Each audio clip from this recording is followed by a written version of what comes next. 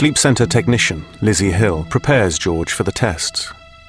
She'll be monitoring George over a period of 8 hours to find out if he shows any signs of parasomnia or abnormal sleep. Sensors attached to George's head will record any brain activity while he's sleeping. What they're actually picking up is electrical activity from the brain. Although it's a very small amount, it can be picked up by these wires. It'll travel through the wires, it'll go into a box which will amplify the signal so that we can read them on the computer.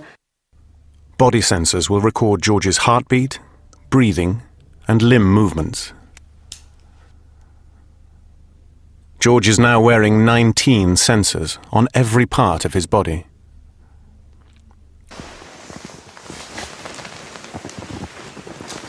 That's great, I'll thread these round the back there.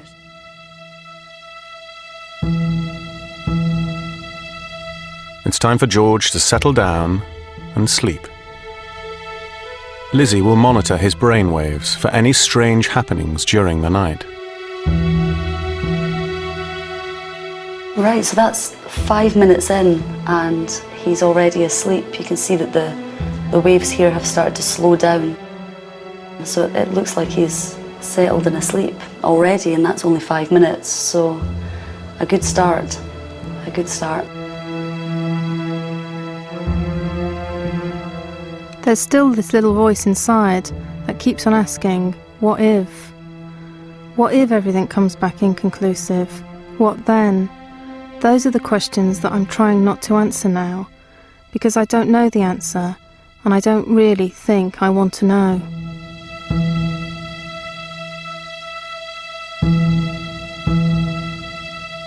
He's starting to move into the deeper stages of sleep now, and that's only 20 minutes into the study, so fairly quick.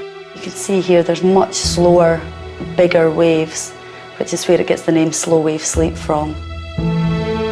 George has passed into deep sleep quickly. Lizzie is now looking for anything abnormal in his brainwave pattern.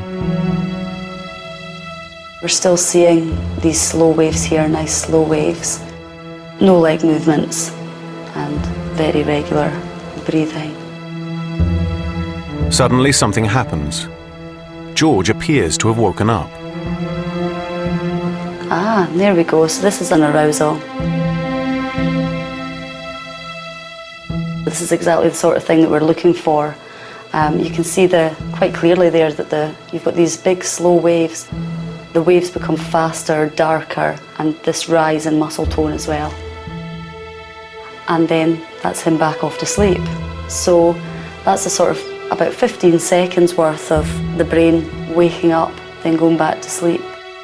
As the next hour passes, Lizzie monitors a further 14 arousals.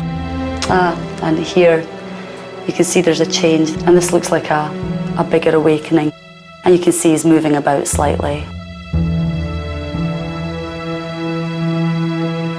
A bigger awakening here again. That's a very brief arousal. Although George appears to be awake during the arousals, only part of his brain is alert. The rest of him is still deeply asleep.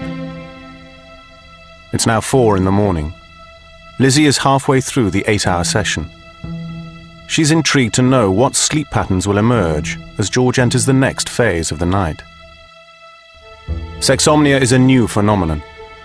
As well as helping him personally, the outcome of George's tests will provide important data for the developing medical understanding of sleep. The current understanding of sexomnia is that it is part of sleepwalking. It is one manifest behavior that is exhibited as part of a sleepwalking episode. We can do almost anything during a sleepwalking episode that we can do during wakefulness. The significant difference is that we are not conscious of our behaviors at the time. Our behaviors are driven from the deep parts of the brain, but we do not have any executive function during sleepwalking episodes. So we can see, we can hear, we can feel, we can perform complex motor tasks, but we are not